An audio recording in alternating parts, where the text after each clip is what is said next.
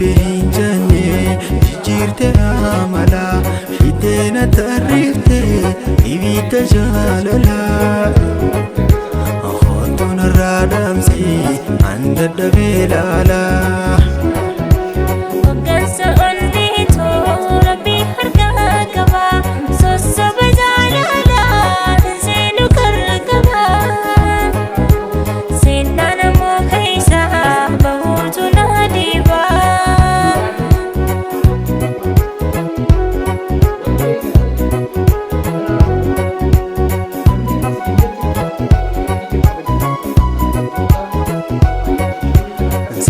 Bengalata